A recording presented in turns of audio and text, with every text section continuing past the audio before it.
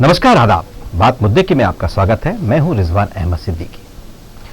छठे चरण का मतदान और उसके बाद सभी दल लग गए सातवें चरण के अंतिम चुनाव प्रचार में।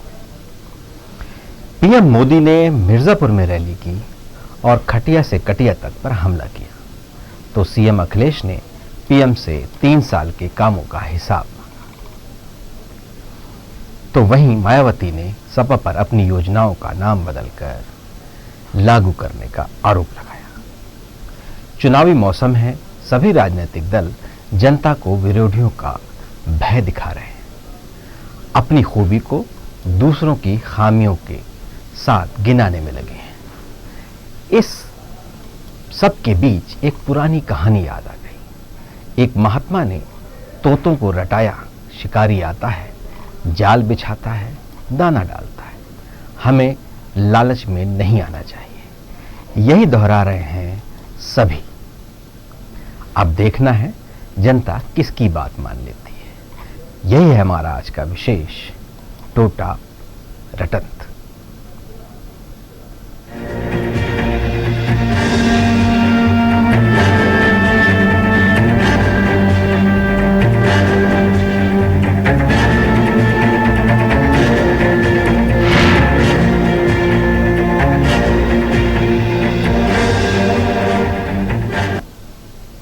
इस विषय पर हम अपने मेहमानों से चर्चा करेंगे, लेकिन उसके पहले देखिए हमारी ये खास रिपोर्ट। क्या कुछ हो रहा है उत्तर प्रदेश में, क्या कहते हैं दिग्गज। यूपी के रण में अब केवल 2 ही चरण बचे। स्टार प्रचारकों ने अपनी पूरी ताकत यहां झोंक दी। छठे चरण का चुनाव शनिवार को, 7वें के लिए आरोप प्रत्यारोप का दौर जारी। पीएम मोदी ने मिर्जापुर में रैली की और चुनाव को मुक्ति का उत्सव बताया और खटिया से कटिया तक पर अटैक किया। अब तक उनके पास 4 प्रकार थे, अब एक प्रकार आपके पास है भ्रष्टाचार से मुक्ति के लिए, और वो प्रकार है हराना। सपा बसपा कांग्रेस को हराना। खटिया तो उसी दिन खड़ी कर दी थी, तो अखिलेश जी ने कहा था हम तो यहां कटिया डालने से भी नहीं रोकते। एक तरफ खटिया हो या कटिया हो, अब तो आपकी बारी जाने की तय है। ये चुनाव में साफ साफ नजर आ रहा है भाई। वहीं अखिलेश यादव ने गाजीपुर में रैली की और अपनी सरकार की उपलब्धियां गिनाई। उन्होंने प्रधानमंत्री पर तंज कसते हुए कहा कि 3 साल में प्रधानमंत्री ने क्या किया जनता को बताया।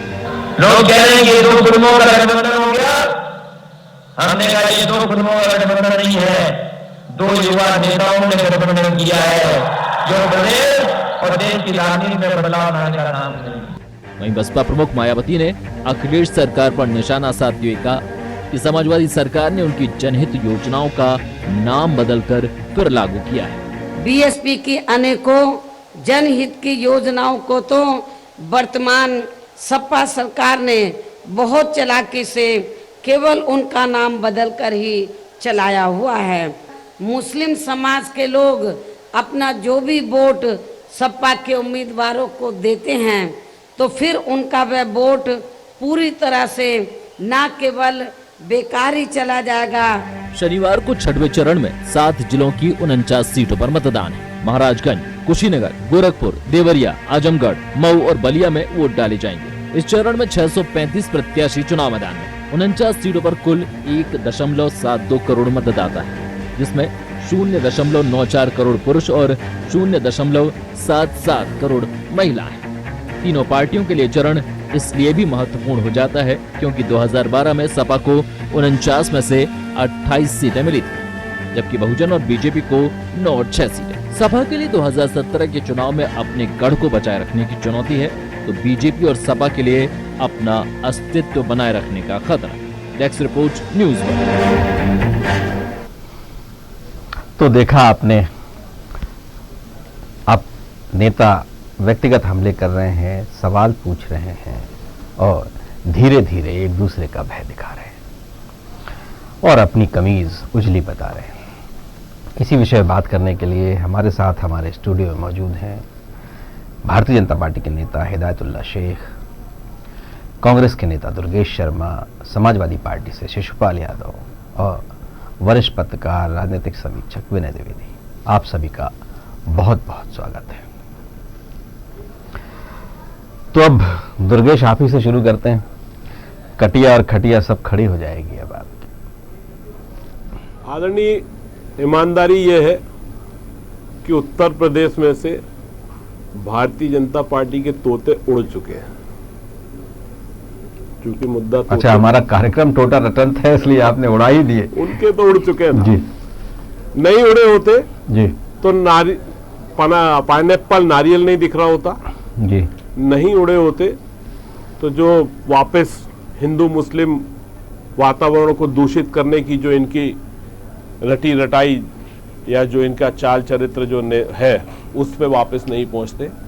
बात उस पे करते जिसके नाम पे लेके इन्होंने लोकसभा चुनाव में वहाँ के पूरे मतदाताओं को भ्रमित करके वोट लिया, और इस चुनाव में भी आए थे कि हम विकास पर बात करेंगे। विकास तो कहीं से कहीं तक चर्चा में भी नहीं है। आज सिर्फ मोदी जी ये ढूंढ रहे हैं कि सामने वाली पार्टी के कौन सा नेता क्या बोल रहा है और मुझे उस पर कैसे कटाक्ष करना है, क्योंकि इनके पास पिछले 3 साल का एक भी आकलन नहीं है, एक भी ऐसा कोई उदाहरण नहीं है जिसको ये प्रस्तुत कर सकें। उदाहरण के नाम पे यदि नोटबंदी पे जाते हैं तो नोटबंदी इनके लिए उल्टा पड़ता है, क्योंकि नोटबंदी के नाम पे पूरे यूपी से लेके पूरे देश के अंदर एक अजीब सा वातावरण निर्मित हो गया है, व्यवसाय और सब बर्बादी के कगार पे है। यश, क्या किया है आपने? कटिया खटिया इसी के इर्द गिर्द सारी चीजें घूम रही हैं। शिशुपाल से पूछा है आपने? बिल्कुल। यस बोला आपने। देखिए, जिस तरीके से मैं जो देख रहा हूँ कि माननीय मोदी जी बात करते हैं तो वो हमेशा खींचने वाली बात करते हैं कि हम इस तरह की बात करें ताकि अन्य लोग जो हैं वो खींचें, लेकिन इस बात को वो समझ चुके हैं अब कि ये खींचने वाले लोग नहीं हैं। इन्होंने तो काम किया है, तो जनता का ध्यान जो है इनके कामों पर केंद्रित है। हमारी खींचने वाली बातों में यहाँ की जनता नहीं आने वाली है, क्योंकि किसी भी व्यक्ति को एक बार मूर्ख बनाया जा सकता है, बार बार मूर्ख नहीं बनाया जा सकता है। पूरा देश देख रहा है कि आज जिस तरीके से बड़े बड़े विकास के वादे कर कर, बड़े बड़े सपने दिखाकर, युवाओं को रोजगार के सपने दिखाकर, काला धन लाने के सपने दिखाकर, बहुत सारे सपने दिखाकर, महंगाई हटाने की बात करके इनकी जो मंत्री हैं, चाहे सांसद हों आज के डेट में, उस समय प्याज की मालाएं पहन के, आलूओं की मालाएं पहन के, दालों को लेकर, सिलेंडरों को लेकर जलाने का काम करते थे, ट्रैक्टर ट्राली लेकर, बैलगाड़ियां लेकर, आज जिस तरह के उन्होंने विरोध किए थे, आज महंगाई किस चरम पर है ये पूरा देश देख रहा है कि जितने भी जिन मुद्दों को लेकर ये सरकार में आए थे वो मुद्दे आज कहां से कहां पहुंच गए हैं। बेरोजगारी बढ़ती जा रही है, महंगाई बढ़ती जा रही है, और महिला उत्पीड़न के मामले जहां पर भारतीय जनता पार्टी की सरकारें हैं वहां पर रिकॉर्ड ऊपर उछाल दिए हैं इन्होंने, तो सारे रिकॉर्ड तोड़ दिए हैं महिला उत्पीड़न के मामले में। और इसी तरह से भ्रष्टाचार के मामले में भी देश के बड़े बड़े भ्रष्टाचार इनकी सरकारों में हुए हैं, चाहे वो शिक्षा, महिला उत्पीड़न की अगर हम बात करें यशपाल, तो अखिलेश यादव को कहना पड़ रहा है गायत्री प्रजापति से देखिए गिरफ्तारी दीजिए। देखिए, ऐसा है, आरोप लगाया गया है और आरोप लगाना एक अलग बात होती है, लेकिन उसके आंकड़े साबित करना एक साक्ष्य के आधार पे बात होती है। मध्य प्रदेश महिला उत्पीड़न में देश में आज नंबर 1 पर है। क्या कहेंगे हिदायतुल्लाह? हर बार मुक्त, पहले कांग्रेस मुक्त भारत, अब सपा बसपा कांग्रेस सब मुक्त उत्तर प्रदेश, इनसे सबसे मुक्ति दिला दो। अच्छा, आखिर है क्या ये? मैं तो दुर्गेश जी की और शिशुपाल जी की दोनों की बातें सुन रहा था जी, तोते उड़ गए। मतलब आप इस बात को देखिए, और एक बात से मुझे बहुत आपत्ति है जी रिजवान भाई जी, इस देश के अंदर कोई व्यक्ति अगर खड़ा होकर मुसलमानों की बात करता है, मायावती जी का भाषण में भी सुन रहा था, उन्होंने बोला मुसलमानों आपने मुझे वोट नहीं दिया तो आपका वोट बेकार चले जाएगा। जी, जी, जी। इस ढंग से अभी बातचीत हुई है ना, तो उस चीज को सांप्रदायिकता नहीं बोलेंगे। आप भी विषय पे बहस नहीं करेंगे, कोई और भी उस पर बहस नहीं करेगा। वो भाभी जी, आदरणीय डिम्पल भाभी जी अगर और अखिलेश यादव जी मुसलमानों को बोलते हैं कि इस प्रदेश में मुसलमानों के साथ कौन खड़ा होता है, तो वो सांप्रदायिकता नहीं होता है। लेकिन अगर इस देश में कोई हिंदू की बात कर लेता है, अखिलेश यादव ने ऐसा कहा। आप देखिए ना, मैंने डिम्पल जी का भाषण सुना कि मुसलमानों का सबसे ज्यादा साथ और विकास किसने करा है, तो अखिलेश यादव जी ने करा है। आप मैं बताऊंगा, मैं तो कहीं ना कहीं रोज अलग अलग न्यूज चैनलों पे आता है, तो वो सांप्रदायिकता नहीं होता है। जिस वक्त हिंदू की कोई बात कर लेता है तो सांप्रदायिकता हो जाता है। ये कौन सा आधार होता है? जहां तक दुर्गेश जी की बात है, ये तो जो भी बोल रहे ये तो उतनी सीटों पे चुनाव, मैं तो मुक्ति की बात पूछ रहा था। नहीं, मैं तो यही बात, दुर्गेश जी तो उतनी सीटों पे लड़ाई, मुक्ति जी, ये तो इतनी सीटों पे वहां चुनाव भी नहीं लड़ रहे कि सरकार बनाने की स्थिति में हो। 15-20 सीटें जीत जाए तो बहुत ज्यादा है, 100 रुपए के आसपास तो कुछ लड़ ही रहे, है ना। यूपी के सपा कार्यकर्ता की तरह व्यवहार मत करो, आप मध्य प्रदेश में बैठे हो, है ना। कोई आप नीचे से कोई आप आखिरी नंबर पे नहीं हो, इस बात को सब स्वीकार कर रहे हैं। मैंने आज के बहुत सारी जगह के न्यूज़पेपर के कुछ आर्टिकल्स पढ़े, आप तो उसका तो बहुत ज्यादा ध्यान देता है सारे, कि जितने चरण के चुनाव जैसे जैसे बढ़ता रहा है, भारतीय जनता पार्टी का ग्राफ चढ़ा है, इस बात को सब स्वीकार कर रहे हैं। वो मीडिया चैनल, वो मीडिया घराने, वो संपादक, वो पत्रकार जो हमारे विरोधी हुआ करते, अमूमन हमारी विचारधारा का समर्थन नहीं करते, उन्होंने भी लिख दिया कि भारतीय जनता पार्टी तेजी से बहुमत की तरफ बढ़ रही है। ये उनका कहना, बहुमत की तरफ बढ़ी, हम तो ये मानने कि हम पूर्ण बहुमत की तरफ जा रहे, और ये इन लोगों के अब खींच है कि ये सब कुछ करने वाले। रिजवान भाई 11 तारीख के दिन यहीं पर जब अपन बात करेंगे, जब परिणाम आएगा, निश्चित तौर पर आपको पता चलेगा। सबसे मुक्ति क्यों चाहते हैं आप? देखिए साहब, ये जो अरे ये यूपी बेहाल, ये नारा हमने नहीं दिया था, तो दुर्गेश जी ने दिया था। कुछ विनय द्विवेदी भी हैं, बहुत देर से हैं, इंतजार कर रहे हैं अपनी पारी का, उनसे भी कुछ समझ लेते हैं। विनय, मायावती हिदायतुल्लाह शेख को ये आपत्ति है कि, मतलब भारतीय जनता पार्टी को आपत्ति है कि मायावती बार बार मुसलमानों की बात कर रही हैं और उस पर कोई बात नहीं कर रहा है, मीडिया भी बात नहीं करता उस पर। और मुझे तो याद पड़ता है कि मायावती ने जब पहले ही दिन कहा था तो हमने कहा था सुप्रीम कोर्ट के निर्देशों का उल्लंघन किया मायावती ने, बहुत तरह की बातें की, लगातार करते रहे। और इसके अलावा उनका ये भी कहना है कि अखिलेश यादव ने भी मुसलमानों से ऐसा कुछ कहा है, मैंने तो नहीं सुना, लेकिन हो सकता है आपने सुना हो। और इस तरह की सारी चीज़ों में सांप्रदायिक ध्रुवीकरण करने की कोशिश की जा रही है, बदनाम सिर्फ बीजेपी है। रिजवान जी, असल में पूरे आप चुनाव अभियान को देखिएगा तो मैं संक्षिप्त में ज़रूर ब्रीफ करना चाहूँगा कि विकास से शुरू हुआ चुनाव अभियान अब जो है शब्दों के क्षरण पर जो है आ गया है। और मैं बड़े मन की बात कह रहा हूँ, प्रधानमंत्री जी भी मन की बात कहते हैं कि अब तो जो है नेताओं के भाषण सुनने का मन नहीं करता। आपकी मन की बात सुनेगा कौन सा? हाँ, तो स्वाभाविक है, मोदी जी की मन की बात सुनी जाएगी।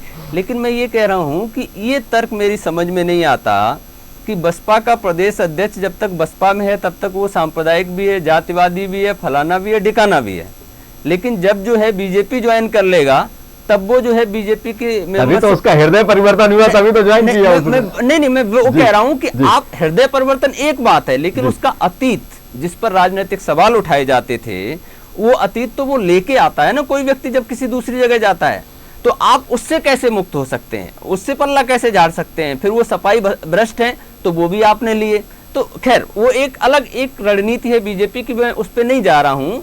लेकिन मुद्दे की बात यह है कि अब जब अंतिम चरण में चुनाव आ रहा है, तब आप अगर राजनीतिक दलों की स्थिति देखें, उनके नेताओं की बॉडी लैंग्वेज, जिसमें मैं मोदी जी को भी शामिल करता हूं बाकी दलों के नेताओं के साथ, और उनकी भाषा देखिए, उनके शब्द देखिए, तो ये समझ में आता है कि कोई भी दल जो है वो ये नहीं समझ पा रहा है कि चुनाव जा कहाँ रहा है। और यही वजह है कि विकास के मुद्दे और असफलताओं और सफलताओं के मुद्दे जो है वो पीछे चले गए। न अखिलेश अपनी सफलताओं को आगे ले रहे हैं, न मोदी जी अपनी सफलताओं को और अखिलेश की असफलताओं को आगे ले रहे हैं।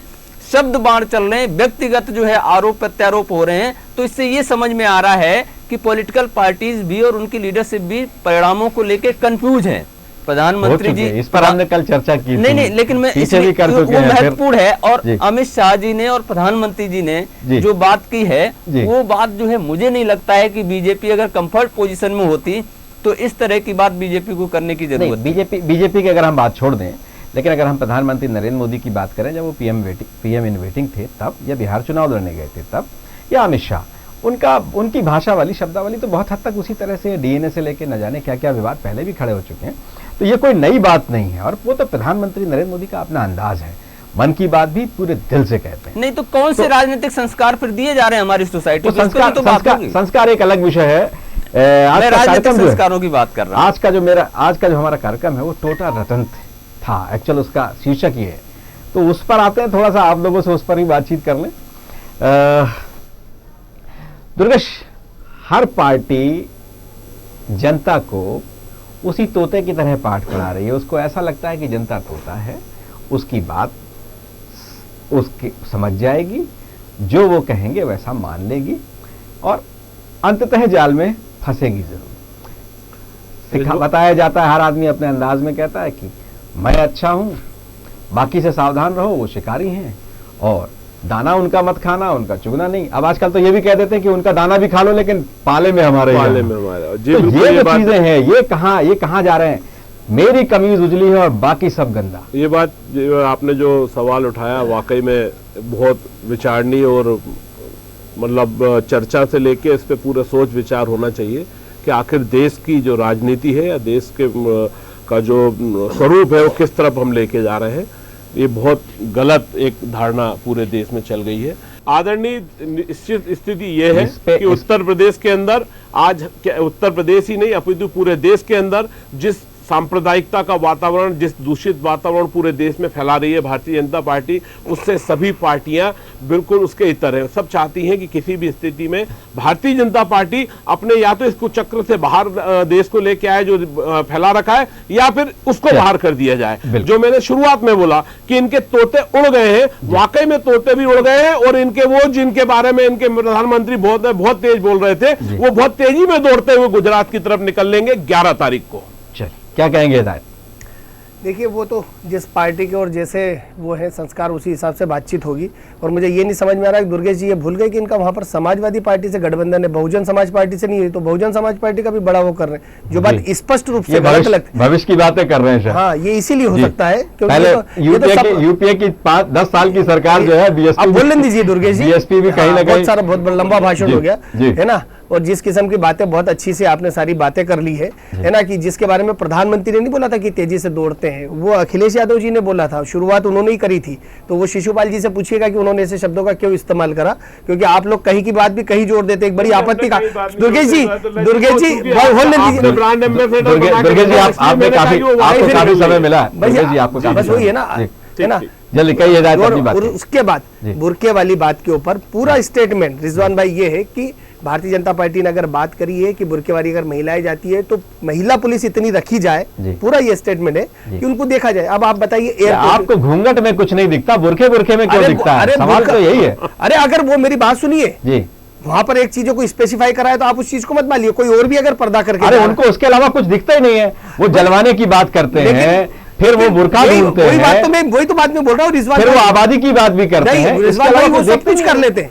रिजवान भाई हैं आपके, वो सारी चीजें उनके समर्थन में बोल देते, तब कोई कुछ बातें नहीं होती। मैं ये बात बोल देता हूँ, और जबकि मैं तो एक खुद मुस्लिम वर्ग से आता हूँ, लेकिन मेरे को इस बात को लेकर बड़ी आपत्ति होती है कि मुस्लिमों को लेकर कुछ भी बोल जाओ देश में तो भैया आप सेक्युलर हो, लेकिन अगर आप हिंदुओं को लेकर कोई कुछ बोले जाए तो आप सांप्रदायिकता हो। ये चीजें भी कहीं ना कहीं चीजों को खराब करती है और ये शुरुआत करती है। मायावती जी ने इस बात को बोलने की शुरुआत करी, अखिलेश जी ने इस बात को बोलने की शुरुआत करी, आजम खान जी के तो पूरे भाषण उठा के देख लीजिए तो समझ में आ जाएगा कि वो किस किस्म की बातें करते हैं। शिशुपाल जल्दी से आप भी अपनी बात कही। जिस तरीके से इन्होंने कला की बात कही मुझे भी बड़ा मन में हंसी आई कि सही कह रहे हैं। ये वास्तविकता तो सही है कि इन लोगों को कलाबाजी बहुत अच्छी आती है, ठीक है ना। कलाबाजी कितनी अच्छी आती है इन लोगों के लिए, पूरा देश देख रहा है इस बात के लिए कि किस कलाओं से। अब आपने अपनी बात रख ली, मैं बात रख लूं, आपके बीच में बोलते हैं आप चुपता है आपके बारे में। अगर उनके तरफ कहाँ बुखाते हैं, जिस तरीके से बात यही कर रहा हूँ कि जिस तरीके से तोता रटन आपने रखा है, इनके तोता रटन के ही कार्यक्रम चल रहे हैं। टोटल इनको पूरी गाइडलाइन ऊपर से नीचे तक दे दी जाती है कि हम जो बोलेंगे वही चीजें नीचे तक आपको बोलनी है और फुल कॉन्फिडेंस के साथ झूठ बोलना है। नंबर एक चीज। नंबर दो मैं ये कहना चाह रहा था, जिस तरीके से ये बात कर रहे हैं यहाँ पर कि एक कलाबाजी की जाती है, तो कलाबाजियां इनके साथ में शुरू से कलाबाजियां ये दिखाते आ रहे हैं, अपनी कलाएं दिखाते हैं और कलाओं के आधार पर ही लोगों को रिझाने की कोशिश करते हैं। जिस तरीके से एक नौटंकीबाज होता है वो नौटंकी करता है, वहां पर सांप और न्योले का खेल दिखाता है, ये लोग भी वही खेल दिखा रहे हैं, जबकि वास्तव में वहां होता कुछ नहीं है। इसी तरह से देखिए मदारी तो आप सभी मदारी की तरह खेल दिखाने का काम कर रहे हैं, लेकिन जनता इस बात को जान चुकी है। ये उस पर कभी कोई बात नहीं करेगी। इन्होंने 3 साल में क्या करके दिखाया आज तक। इस कह रहे हैं ना कि आप समाजवादी पार्टी 5 साल में पूछिएगा, अभी तो आप अपना हिसाब दीजिए। उन्होंने कह दिया ना कि आप कभी भी बैठ सकते हैं। माननीय मुख्यमंत्री जी अखिलेश यादव जी ने कहा है कि आप अभी अपना हिसाब दीजिए, आपके हिसाब का चुनाव है, क्यों नहीं बैठते हैं, उन्हें बैठना चाहिए। शिशपाल, ये चुनाव आपके हिसाब गंगा किताब मैया का की बात करते हैं, कोई गंगा मैया को हम लोग ये कहते हैं कि गंगा मैया की कसम खाने को तैयार है। बात का जवाब दो, मेरी बात का जवाब नहीं देना। आप बताइए गंगा मैया के नाम पर। शिशपाल, 5 साल में आपके हिसाब का चुनाव है वैसे? 5 साल में हमारे हिसाब का चुनाव है, 5 साल के हिसाब हम लोग दे रहे हैं ना। 5 साल में हमने मेट्रो ट्रेन चलाई, 5 साल में हमने हाईवे बनाया, एक्सप्रेस वे बनाया, जिस पर फाइटर प्लेन उतारे, हमने विद्याधन योजना चलाई, सारी हम तो योजनाओं की बात कर रहे हैं। लेकिन ये जनता हम लोग तो जनता से भी यही कह रहे हैं। एक चीज तो बताइए, ये जनता को दूसरों का भय क्यों दिखाते हैं? देखिए बिल्कुल जनता, हम बहुत अच्छे हैं यहाँ तक तो ठीक है, लेकिन वो बहुत बुरे हैं, ऐसा क्यों करते हैं? बिल्कुल नहीं करते हैं। हम लोग इस बात पे वोट मांगते हैं जनता से कि आपको साफ साफ दिख रहा है, आपको जो भी करना हो, आपको जो बेस्ट कैंडिडेट लगे, आपको जो देश के हित में काम कर रहा हो, जिसने काम किया हो, जो वास्तव में काम कर रहा हो, जिसने जो वादे किए हों वो वादे पूरे किए हों, आप उनको वोट दीजिए। मैं नहीं कहता कि भारतीय जनता पार्टी को वोट दीजिए, मैं नहीं कहता कि बीएसपी को वोट दीजिए, मैं नहीं कहता कि समाजवादी को वोट दीजिए, मैं नहीं कहता कांग्रेस को। आपने जिसने काम देखे हो, जिसने काम किए हो, जो विकास के काम कर रहा हो, जिसने लैपटॉप बांटे हैं, जिसने स्मार्टफोन की बात की, स्मार्टफोन मैं आपको रोकना चाहूंगा, मेट्रो ट्रेन चला दी है, मुझे आपको रोकना पड़ेगा। काम दिखता है, काम बोलता है। शिशपाल, मुझे आपको रोकना पड़ेगा। विनय, टोटा रंतन विषय है हमारा, आप उसी के इर्द गिर्द ही कुछ जो भी प्रतिक्रिया हो आपकी उसी के इर्द गिर्द ही रहे। रिजवान भाई, ये इसको कार्यक्रम का नाम बिल्कुल सही इसलिए है क्योंकि वो पिछले 15 दिन से आप देखिए नेताओं के भाषण, तो वही तोता रटंत ही तो हो रही है। नया क्या आ रहा है? जनता भी धीरे धीरे तोते की तरह बोलने लगती है, करती क्या ये पता नहीं चलता, लेकिन बोलती जरूर तोतों की तरह। रिजवान भाई, पिछले 1 दशक के बाद से हिंदुस्तान की जनता का एक ट्रेंड चेंज हुआ है, वोटर साइलेंट हुआ है। उत्तर प्रदेश आप गए थे, मैं भी घूम के आया हूँ। मैं यही कह रहा हूँ कि जैसे मैं पहुंचता हूँ तो उसको लगा कि ये क्या सुनना चाहते हो वैसा कह देती है, आप पहुंचते हैं तो क्या सुनना चाहते हो वैसा कह देती है। वो बिल्कुल तोते की तरह ही बोलती है उसके सामने। इसीलिए और जाल किसका उसको अच्छा लगेगा ये पता नहीं। इसीलिए जो है, जब आप जो है कहीं चाय के होटल पे यूपी में जाके आप बात कर लीजिए, तो उस समय बीजेपी का अगर कैंडिडेट या कैंपेन करने वाले निकलेंगे तो उनसे कहेगा हम तो आपको ही वोट देंगे, और उसके जस्ट 1 घंटे बाद जब कांग्रेस का या सपा का जाएगा तो उससे वो जनता कहती है आपको ही वोट देंगे। तो जनता भी ये समझती है कि ये जो हमको जो रटंत कराया जा रहा है, जो चीजें हमें रटाई जा रही हैं, वो हमें पहले से मालूम है। और जनता बहुत समझदार है, यूपी की क्या पूरे देश भर की। उसको ये मालूम है कि जो नेता जो बोलते हैं, दरअसल उनकी बातों भरोसा इसलिए नहीं किया जा सकता क्योंकि जो चुनाव घोषणा पत्र पार्टियों के होते हैं वो 5 साल के लिए जो है अलमारियों में रख दिए जाते हैं। और इसीलिए कोई भी पार्टी इस समय जो है उत्तर प्रदेश के पूरे चुनाव अभियान में शुरुआत को अगर छोड़ दें, अपने घोषणा पत्र का कोई नाम ले रहा है क्या? बीजेपी, सपा, कांग्रेस, बसपा कोई नाम ले रहा है? आप बताइए। विनय आप हमारे साथ जुड़े, शिशपाल आप हमारे साथ जुड़े, दुर्गेश शर्मा आप हमारे साथ जुड़े और हिदायतुल्लाह आप हमारे साथ जुड़े, आपका बहुत बहुत धन्यवाद।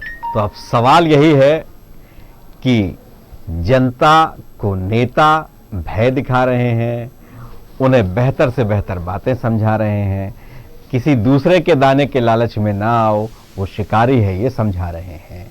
और वहीं जनता भी नेता के सामने जो उसने सिखाया है या जो वो सुनना चाहता है वही कहती है।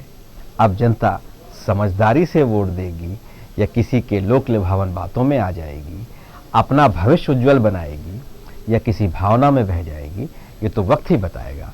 हमारे इस कार्यक्रम में बस इतना ही। खबरों का सिलसिला जारी रहेगा, हम कल फिर मिलेंगे एक नए मुद्दे के साथ, तब तक मुझे दीजिए।